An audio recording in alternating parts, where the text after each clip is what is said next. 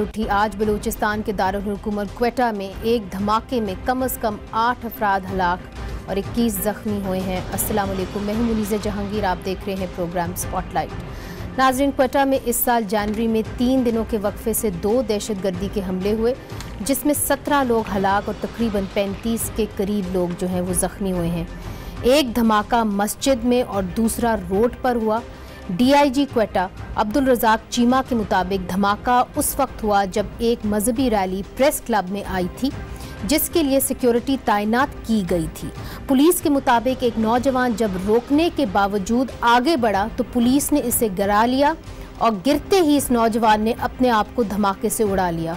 इस हमले की अभी तक किसी ने जिम्मेदारी कबूल नहीं की, मगर जो पिछले 2 हमले हुए थे उसके अंदर एक हमले की जो मस्जिद में हुआ था उसकी दाइश ने जिम्मेदारी कबूल की थी और एक तहरीक तालिबान पाकिस्तान ने।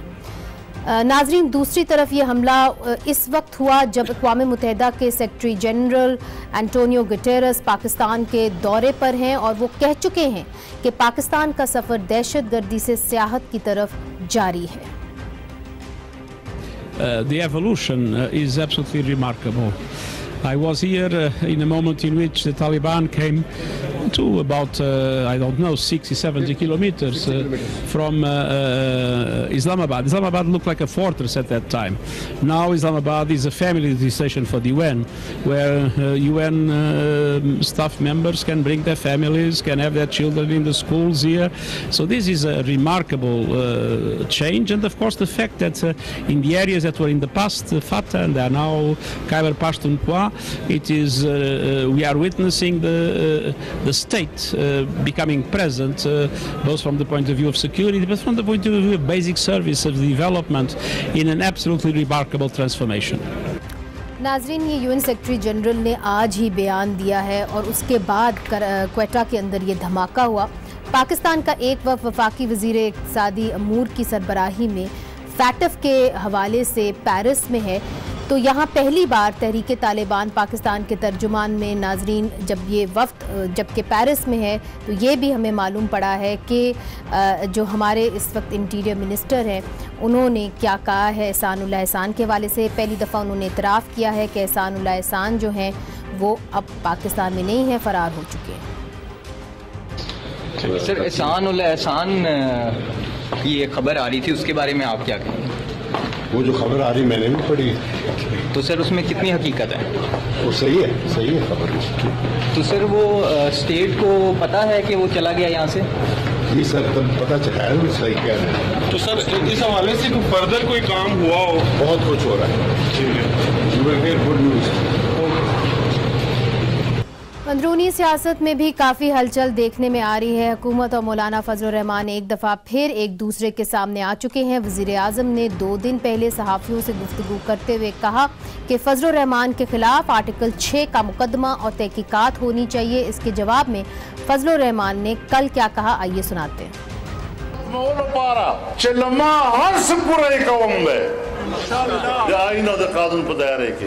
او کته ته بغاوت څوک وایي سلو ولې دا بغاوت کوم دوی ته دا پته نسته چې زه د هغو پلارونو کو اولاد یم چې په بلې روب اچولی ده او خپل د چا روب نه ده قبول کړی دا چټ په دې ولموړو ته یې څوک ته د ناجایزه اقتدار په سر باندې خلکو ته دمکیانې ورکوې। इन तमाम मामलात पर बात करने के लिए हमारे साथ हैं lieutenant general Abdul Qadir Bloch साहब। आपका ताल्लुक पाकिस्तान मुस्लिम लीग नून से है, साबिक वफाकी वज़ीर सैफरॉन रह चुके हैं, बलूचिस्तान के साबिक गवर्नर भी रह चुके हैं। सदाकत अली अब्बासी साहब हमें ज्वाइन कर रहे हैं इस्लामाबाद स्टूडियोज़ के अंदर और किसी भी तारुफ के मुताज नहीं है, पाकिस्तान तहरीक इंसाफ को रिप्रेजेंट कर रहे हैं, कौमी असम्बली की स्टैंडिंग कमेटी बराए तालीम के मेंबर हैं।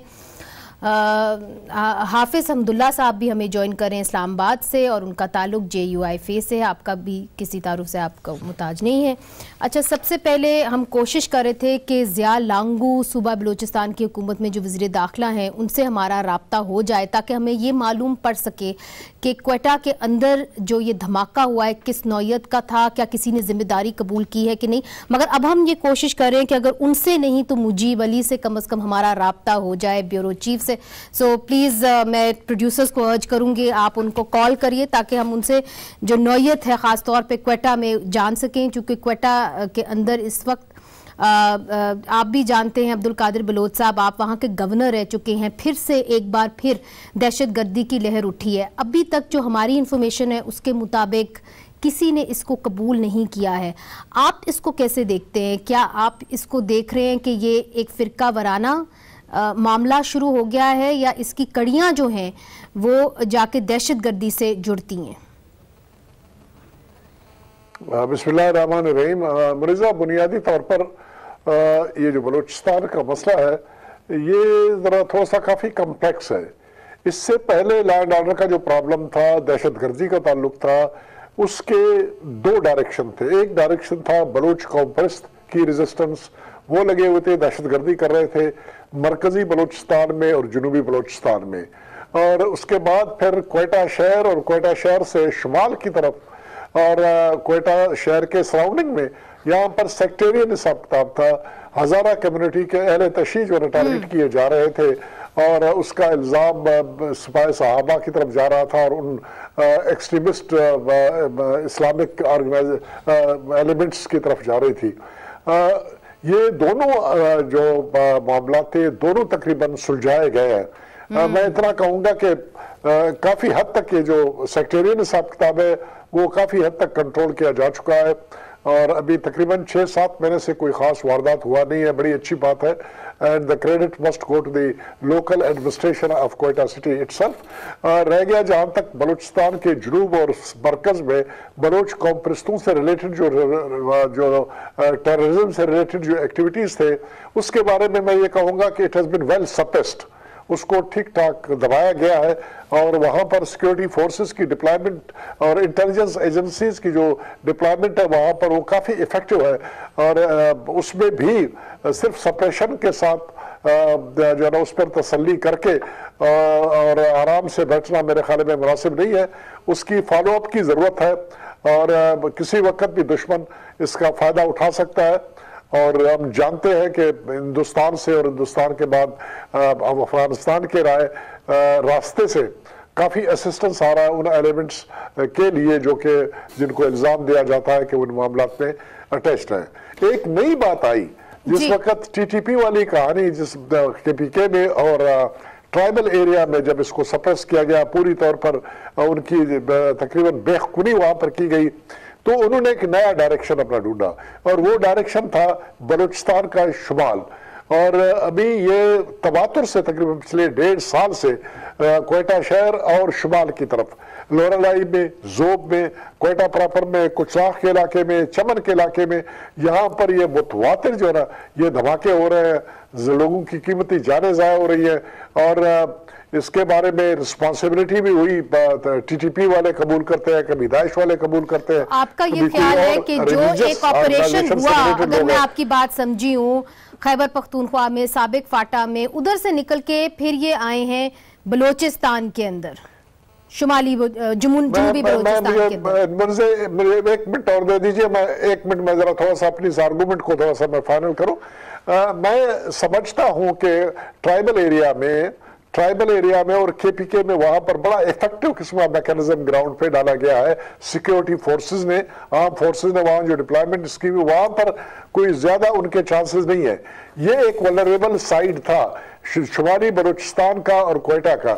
یہاں پر چونکہ صرف سیکٹرین ایلیمنٹس ایکٹیو تھے اور بلوچ قوم پرستوں کی کاروائی وہ شمال اور ساری جنوب اور مرکز کی طرف تھا، تو یہ ایریا یہاں پر ان کو سپیس ملا، اور سپیس کو انہوں نے ری ڈپلائمنٹ کر کے اپنی کنسنٹریشن اس طرف کی، ڈائریکشن اس طرف کی. مجیب احمد نے ہمیں کوئٹہ سے جوائن کر لیے. مجیب، مجھے یہ بتائیے کہ آج جو دھماکہ ہوا ہے جس کے اندر ہمیں بتایا جا رہا ہے 8 لوگ ہلاک ہوئے ہیں، سب سے پہلے یہ پریس کلب کے قریب ہوا ہے، تو اس کا ٹارگٹ کیا تھا؟ اس کا ٹارگٹ کیا صحافی تھے، پریس کلب تھا، یا کہ وہاں پہ جو پولیس تعینات کی گئی تھی وہ تھے؟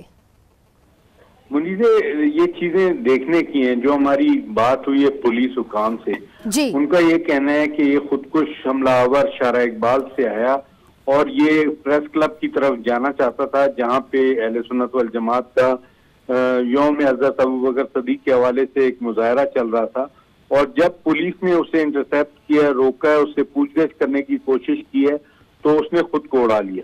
پولیس کے اس ورژن سے لگتا ہے کہ اس کا ٹارگٹ وہ مظاہرین تھے جو وہاں پہ مظاہرہ کر رہے تھے اور وہ ریلی کی شکل میں پہلے وہاں سے آئے تھے. لیکن ماضی کو اگر آپ دیکھیں تو یہاں پہ جتنے بھی کلیم کیے جاتے رہے ہیں وہ Afghanistan related T T P یا داعش کی جانب سے کلیم کیے جاتے رہے ہیں, اور جو طریقہ واردات ہے یہ بھی ان کا ہے. جنوری کے 2 دھماکوں کو ہی لے لیجئے, ایک ٹی ٹی پی نے, کلعظم ٹی ٹی پی نے کلیم کیا, ایک داعش نے کلیم کیا. مگر آج کے دھماکے نے تو کسی نے کلیم نہیں کیا آج کے دھماکے کو. اس وقت تک کلیم نہیں آیا, لیکن جو انداز ہے اس سے یہی لگتا ہے کہ یہ ٹارگٹ پولیس ہی تھی, کیونکہ یہ انٹرسیپشن صرف ایک جگہ پر نہیں 2 جگہ پر ہے, لیکن 2 راستے اس کے اور بھی ہیں. اگر خودکش حملہ آور نے مظاہرین تک پہنچنا تھا تو پھر وہ ان راستوں سے کیوں نہ آیا جس پہ پولیس کھڑی نہیں تھی. اچھا, مگر مجیب اگر میں آپ کی بات صحیح سمجھی ہوں تو یہ سیکٹیرین نہیں ہے اس کی نوعیت. آپ تو بڑا جو آپ اشارہ اس طرف کر رہے ہیں کہ یہ ٹارگٹ جو ہیں یہ سیکیورٹی فورسز ہوئے ہیں, پولیس جو ہے وہ ٹارگٹ پہ تھی. جی بالکل منیزہ, سیکٹیرین تو یہ ہے ہی نہیں, قطعی اس کو اس رنگ میں نہیں لے جانا چاہیے. لیکن جو ماضی ہم دیکھتے آ رہے ہیں, جو طریقہ واردات ہے, اس میں یہی لگتا ہے کہ ایک راستہ ایسا تھا جہاں سے خودکش پہنچ سکتا تھا مظاہرین تک. ٹھیک, میں آپ کی بات سمجھ گئی ہوں, بہت بہت شکریہ مجیب. حمداللہ صاحب, اب جس طرح مجیب بھی بتا رہے ہیں, قادر بلوچ صاحب بھی کہہ رہے ہیں کہ جی طالبان اگر وہاں سے نکل کے سابق فاٹا سے اب بلوچستان اگر آ گئے ہیں اور ان کی جو توپوں کا رخ ہے اب پولیس کی طرف ہو گیا ہے, تو آپ کیا سمجھتے ہیں, چونکہ آپ کی لیڈرشپ کے اوپر بھی حملے ہوئے ہیں, کہ پھر سے ایک لہر اٹھی ہے بلوچستان کے اندر, یا یہ اکا دکا واقعہ ہے؟ بسم اللہ الرحمن الرحیم. بہت شکریہ منیزہ بہن. سب سے پہلے تو میں جو آج ایک افسوسناک سانحہ ہوا ہے جس میں میری معلومات کے مطابق 2 درجن سے زیادہ افراد شہید ہو گئے اور 50 کے یا 40 کے قریب افراد زخمی ہوئے ہیں. تو آپ کی اطلاعات جو ہے اس کے اندر زیادہ لوگ مارے ہیں, آپ 24 کا فگر بتا رہے ہیں. بالکل, میں 22 کا فگر بتا رہا ہوں. تقریباً 22 افراد یا 24 افراد شہید ہو چکے ہیں اور 40 اور 50 کے قریب افراد زخمی ہو چکے ہیں. آفیشل فگر ابھی 8 پہ ہی ہے. وہ آفیشل فگر ہمیشہ کم آتا ہے. تو لہٰذا سب سے پہلے تو اس دھماکے کی شدید الفاظ میں مذمت کرتا ہوں. بالکل کرنی چاہیے. اور ساتھ حکومت کی نااہلی پر, حکومت کی نالائقی پر اور حکومت کی رٹ نہ ہونے پر ان کا بھی شدید الفاظ میں مذمت کرتا ہوں.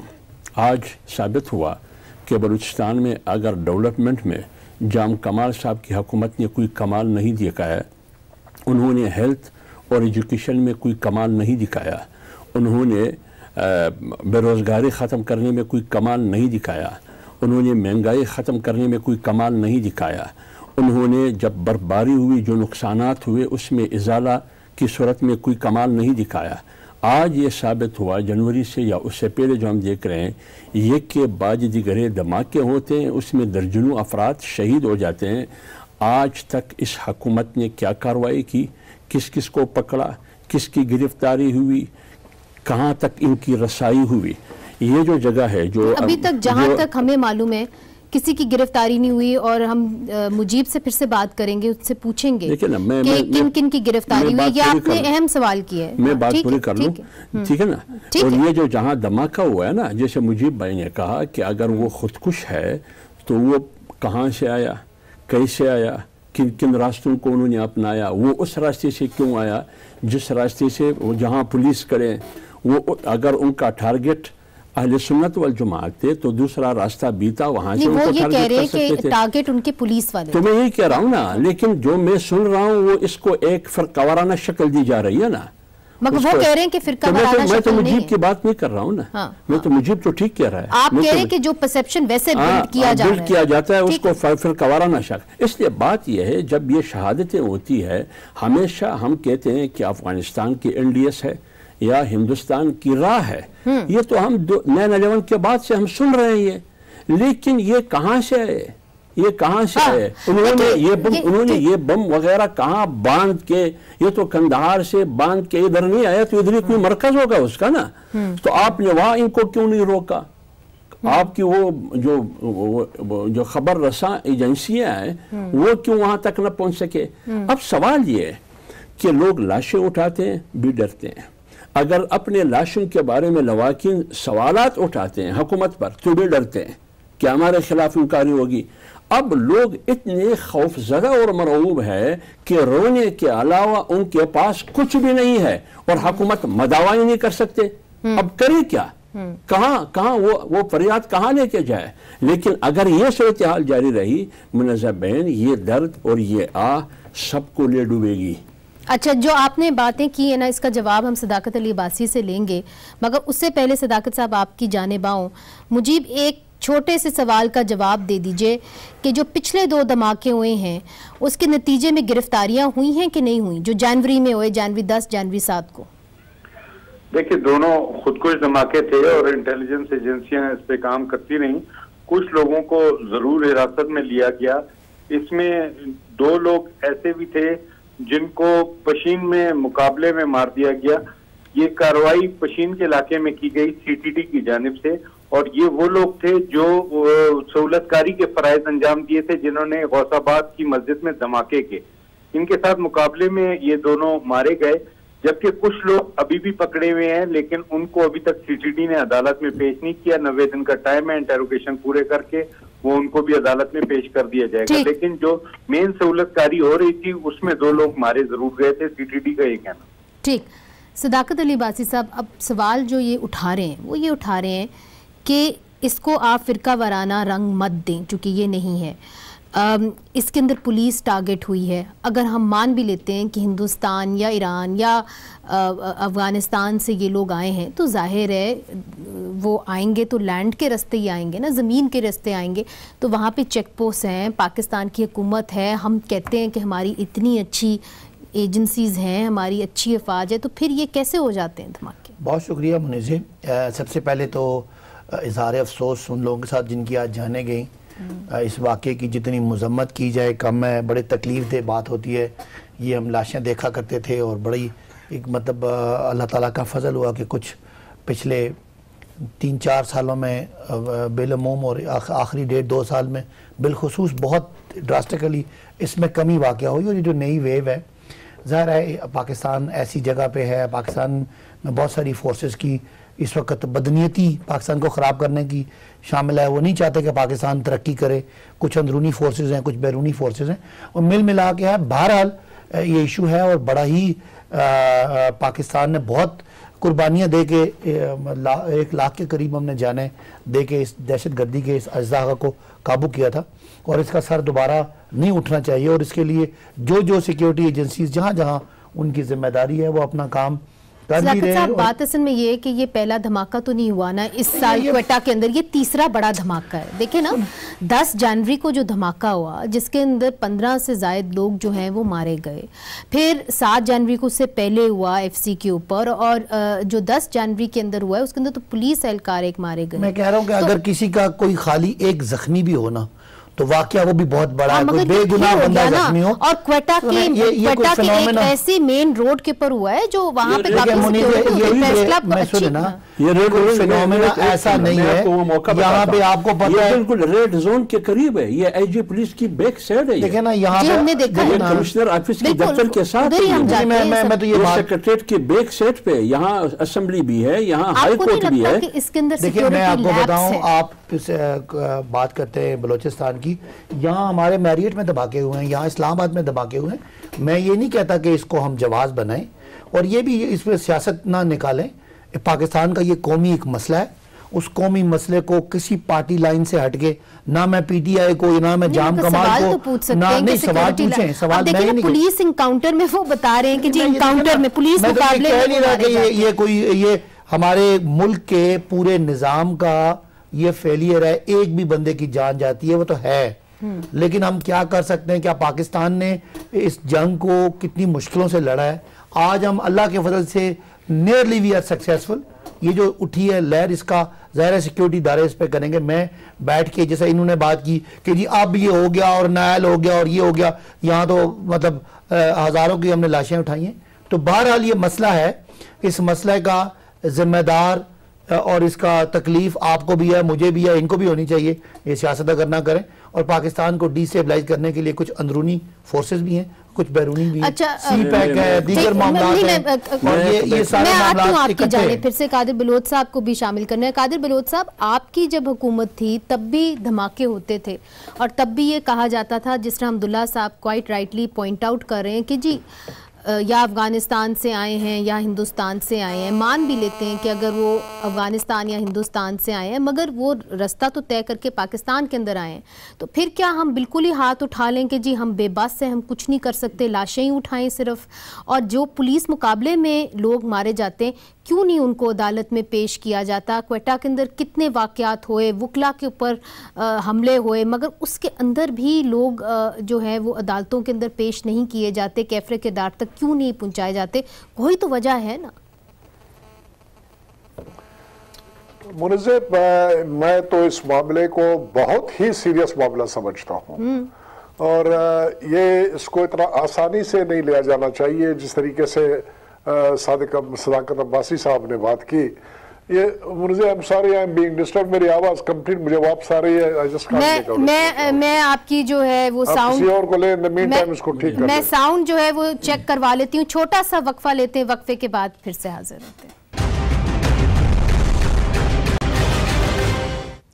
वेलकम बैक नाजरीन। कादिर बलोच साहब, ब्रेक से पहले सदाकत अली अब्बासी साहब कह रहे हैं कि जी हमने बहुत सारी कुर्बानियां दी हैं और अगर क्वेटा के अंदर ये धमाका हुआ है तो हम कोई ना कोई कोशिश करके इन मामलात को संभाल लेंगे, इस तरह की कोई खतरे की बात नहीं है। 2-4 मिनट मुझे दे दीजिएगा, मुझे मैं इस बात के ऊपर कमेंट करना चाहूंगा। जी, पहली बात तो यह है कि मैं सदाकत के एक बात से इत्तेफाक करता हूं और वो बात यह है कि ये एक कौमी मसला है, इसको न सदाकत साहब अपना मसला समझें, न मैं इसको अपना मसला समझूं, न आर्म फोर्सेस ऑफ पाकिस्तान इसको अपना मसला समझें, न सिविल हुकूमत मरकज की इसको अपना समझे, न सूबाई हुकूमतें इसको समझे, बल्कि इसको बतौर एक कौमी मसले के देखना चाहिए। दूसरी बात जो मैं कहना चाहता हूं, ये मसला सप्रेस हुआ है, दबाया गया है, मुकम्मल तौर पर हल नहीं हुआ है और इसको सप्रेशन में दबाने में आर्म फोर्सेस ऑफ पाकिस्तान की बहुत बड़ी कुर्बानियां हैं और उन्होंने जो कुर्बानियां दी, जो जाने उन्होंने गंवाई और जो शहादतें उन्होंने पेश की, उसके नतीजे के तौर पर एक टेम्पररी एक साइलेंस यहाँ पर इस्लामाबाद, पंजाब और KPK के सेटल एरिया तक ये आया हुआ है, जिसके नतीजे के तौर पर ये रिस्ट्रिक्शन जो रिमूव किए गए और UN के लिए इसको फैमिली स्टेशन डिक्लेयर किया गया, इस पर हमें सेटिस्फाई नहीं होना चाहिए। उसकी वजह यह है कि वो जो वजूहात है जिसकी बुनियाद के ऊपर इस किस्म की कार्रवाई की जा सकती है वो अभी भी है। वजूहात क्या है? वो प्रॉब्लम जो कश्मीर में इस वक्त इंडिया फेस कर रहा है, वहां पर जो इंतिफादा है, वहां पर जो यूथ गुट खड़ी हुई है, जो प्रॉब्लम उनके लिए वो पैदा कर रहे हैं, उससे निकलने के लिए इंडिया हमेशा इसका काउंटर ढूंढता है बलूचिस्तान में, KPK में और पाकिस्तान में, और रास्ता वो अडॉप्ट करता है अफगानिस्तान में। इसके वजूहात अफगानिस्तान में हैं क्योंकि अफगान हुकूमत भी हमारे साथ अच्छे टर्म्स पे नहीं है। वहां पर हमेशा हमारे सफारत खाने के खिलाफ कार्रवाइयां की जाती है, हड़तालें की जाते हैं, घेराव किए जाते हैं और हुकूमत कोई कार्रवाई नहीं करती है। इसके टांटे जाके बलूचिस्तान में मिलते हैं। बलूचिस्तान में एक अंडर 19 की टीम को वहां पर लाया गया है, हुकूमत उनको दी गई है। वो समझते हैं कि जहां तक लैंड ऑर्डर का ताल्लुक है वो उनकी जिम्मेदारी नहीं है, वो आर्म फोर्सेस की जिम्मेदारी है, सिविल आर्म फोर्सेस की जिम्मेदारी है या पुलिस की है। जो पॉलिटिकल गवर्नमेंट है वो अपनी कोई जिम्मेदारी नहीं समझते। इस मामले को काउंटर करने के लिए, इसको कंट्रोल करने के लिए आपको तमाम सिविल पॉपुलेशन को इन्वॉल्व करना पड़ेगा। अच्छा, बलूचिस्तान के, पाकिस्तान के हर फर्द को जहां पर ये डिस्टर्बेंस है, कैसे होगा? सिविल पॉपुलेशन को आप कैसे इन्वॉल्व करेंगे? मैं आप मुझे परमिट तो करें ना। मैं वो सिविल पॉपुलेशन को इस तरह से इन्वॉल्व करेंगे कि उसको आप मोटिवेट करें, वो जो अवामी नुमाइंदे हैं वो अपने हलकों में जाएं, लोगों को कहें कि कोई मशकूक आदमी, कोई ऐसा आदमी जो इस किस्म की कार्रवाई में अपने आप को इन्वॉल्व कर रहा है वो नजर आए, कोई शक हो तो सिविल लॉ एनफोर्समेंट एजेंसीज को इन्फॉर्म करें। सिविल एडमिनिस्ट्रेशन को चाहिए। 1 मिनट मुकम्मल तो जी बात मुकम्मल करें।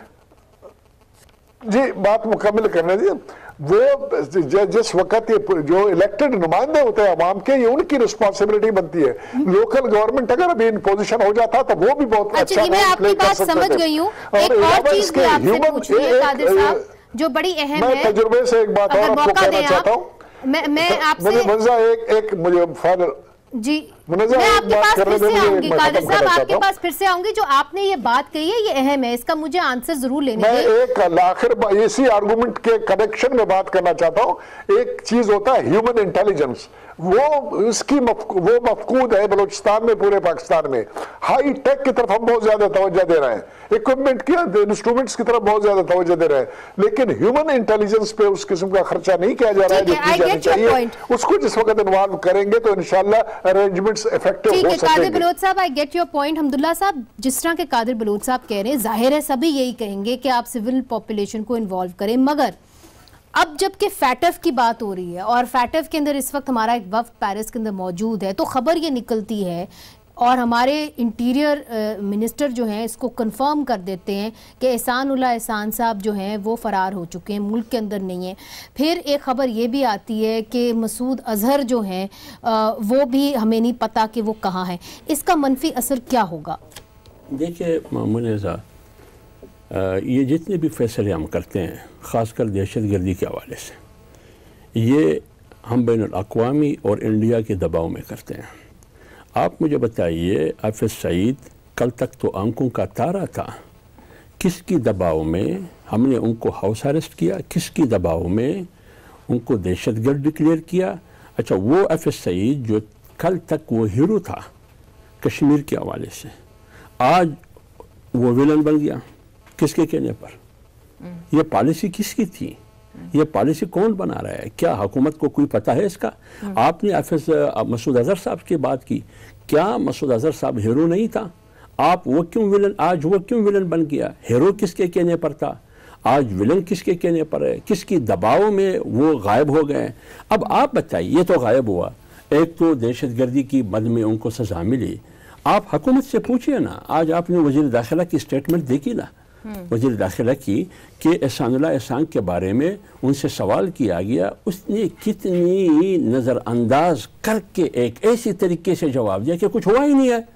آپ آرمی پبلک سکول کی جو 140 بچے ان کی والدین سے آپ پوچھئے، ہمیں تو پتہ نہیں تھا. میں ایک بات کر لوں نا، میں ایک بات کر لوں، آپ ان سے پوچھئے وہ کیا کہتے ہیں.